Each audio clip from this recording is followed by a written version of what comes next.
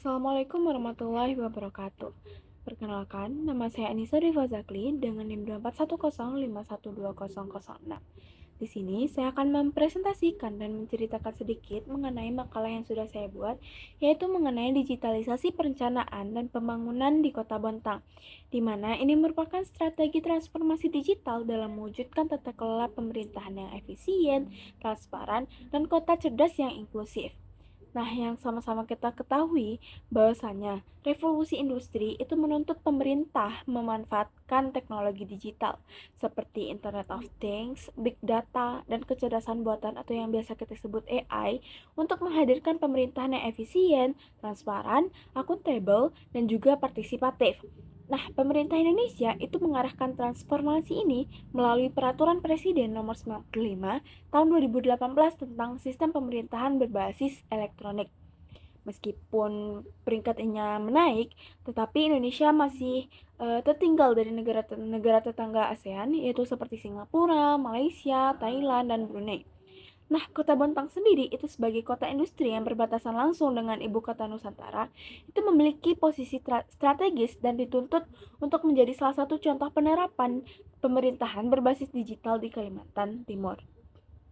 Nah, adapun makalah saya itu menjawab pertanyaan mengenai sejauh mana digitalisasi telah diterapkan di Kota Bontang. Yang pertama itu penerapan digitalisasi pada layanan administrasi masyarakat. Kedua, digitalisasi dalam pengembangan UMKM dan ekonomi lokal. Yang ketiga itu transformasi digital pada sektor pendidikan dan kepedulian sosial. Dan yang keempat itu dampak pembangunan. Yang kelima itu kendala yang dihadapi dalam penerapan digitalisasi. Dan yang terakhir langkah optimalisasi digitalisasi ke depannya. Nah, adapun digitalisasi sendiri itu merupakan proses transformasi dari sistem konvensional menuju sistem berbasis teknologi digital untuk meningkatkan efisiensi, efektivitas, dan kualitas layanan. Nah, dalam konteks pemerintahan, digitalisasi diwujudkan melalui e-government dan sistem pemerintahan berbasis elektronik yang terbukti mampu meningkatkan efisiensi, transparansi, dan kualitas layanan kepada masyarakat. Transformasi digital itu juga didukung oleh perkembangan cloud computing, AI, dan big data yang memungkinkan pengelolaan data lebih cepat dan akurat dalam mendukung pengambilan keputusan. Nah, selanjutnya tuh konsep perencanaan dan pembangunan daerah.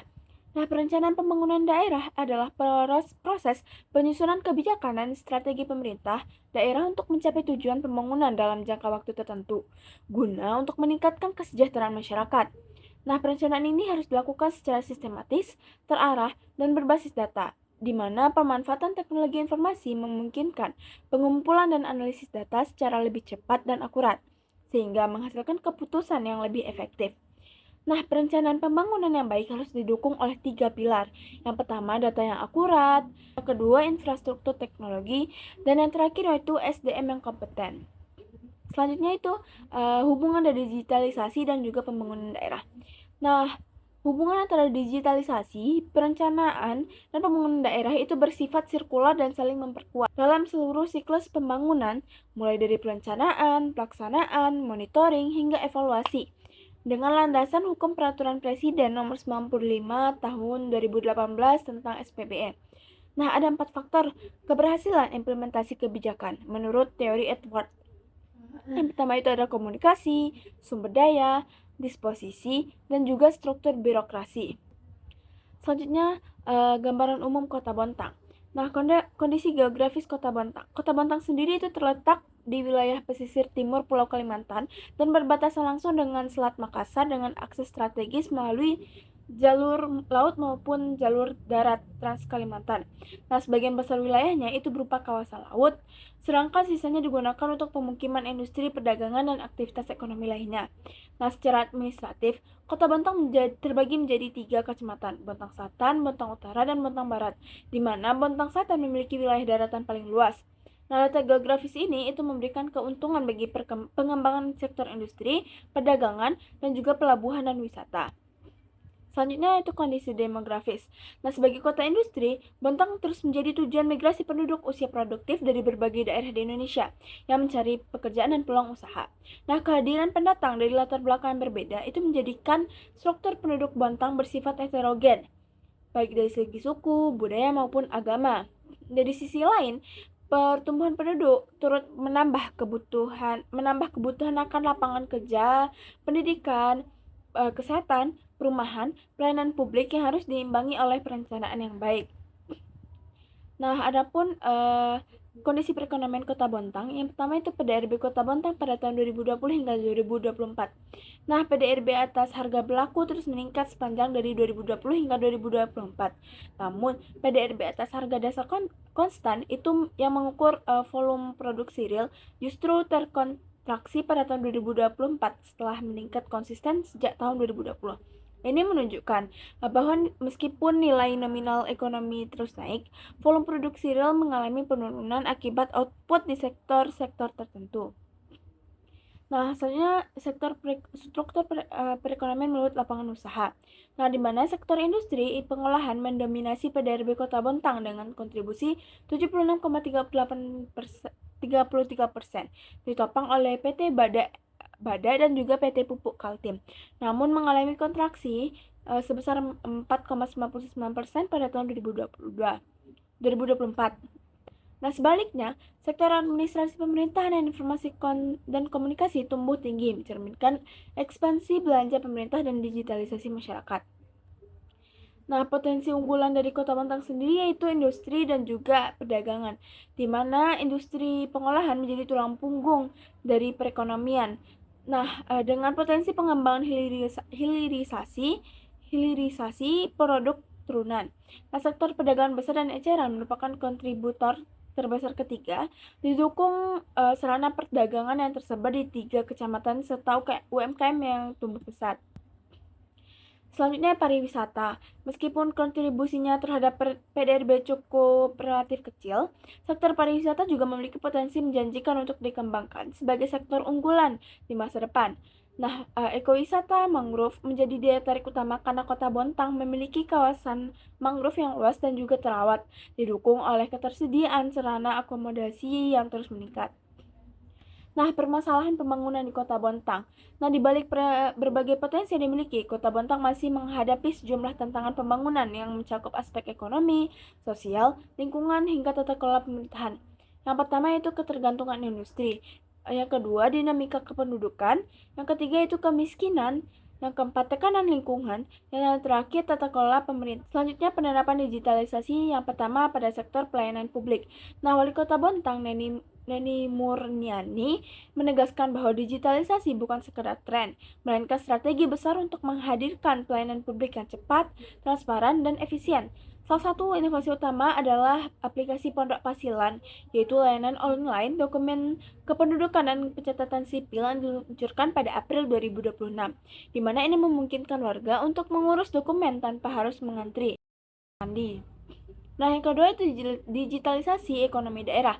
Nah, program pemandu UMKM itu mendampingi pelaku UMKM memanfaatkan platform digital untuk pemasaran agar dapat menjangkau pasar yang lebih luas. Nah, adapun program Bontang Kredit atau Kredibel itu diberlakukan pada Juni 2025, memberikan akses pembiayaan bunga rendah hasil kolaborasi Pemkot Bontang dan Bank Kaltimara. Nah, ini mengurangi ketergantungan masyarakat pada pinjaman ilegal. Selanjutnya itu digitalisasi pada pendidikan dan sosial, di mana Disdikbud Kota Bontang itu membagikan 1.600 unit tablet pembelajaran bagi siswa kelas 3 SD, didukung pelatihan aplikasi Dapodik, Arkas, dan Siplah bagi 322 pengelola PAUD dan pendidikan kesetaraan. Nah, untuk jangka panjang, Pemkab menyediakan pelatihan coding dan penerapan AI di sekolah, serta konsep paperless school. Nah, adapun aplikasinya itu Tengok Tetangga dan literasi digital. Nah, Bontang itu meluncurkan aplikasi sosial Tengok Tetangga untuk membangkitkan kepedulian sosial warga di era digital. Nah, perpustakaan Kota Bontang juga bertransformasi menjadi pusat literasi digital masyarakat dari kelas dasar komputer hingga workshop konten kreator. Selanjutnya dampak digitalisasi terhadap pembangunan. Nah, portal Peta Kita Bontang itu menjadi portal satu data Kota Bontang yang mengintegrasikan lebih dari 8 aplikasi data spesial, mendukung pengambilan keputusan dan perencanaan yang lebih tepat sasaran. Teknologi LIDAR turut membantu optimalisasi pajak bumi bangunan, sehingga meningkatkan pendapatan asli daerah. Nah, pencapaian ini diakui secara nasional melalui berbagai penghargaan. Tantangan implementasi digitalisasi di Kota Bontang. Nah, meskipun banyak kemajuan, implementasi digitalisasi Kota Bontang masih menghadapi sejumlah tantangan yang perlu diatasi agar transformasi digital dapat berjalan optimal dan merata. Yang pertama yaitu kualitas data dan sistem manual, di mana pendataan sebelumnya via WhatsApp seringkali tidak akurat. Yang kedua, kesiapan infrastruktur. Nah, yang ketiga itu sumber daya manusia dan literasi masyarakat, di mana keterbatasan sumber daya manusia dan rendahnya literasi digital aparatur dan warga. Yang keempat yaitu fragmentasi sistem, di mana fenomena satu dinas satu aplikasi itu menyulitkan integrasi layanan. Dan yang terakhir yaitu penganggaran belum matang, di mana perencanaan teknis dan anggaran infrastruktur digital yang kerap berubah. Nah, strategi pengembangan digitalisasi. Nah, pemerintah Kota Bontang menyusun sejumlah strategi agar transformasi digital tidak hanya berjalan di tingkat pemerintahan, tetapi juga menjangkau seluruh lapisan masyarakat dan sektor pembangunan. Pertama, penguatan literasi digital, yaitu memperluas literasi digital di sekolah, lingkungan kerja, dan komunitas agar masyarakat bisa beradaptasi.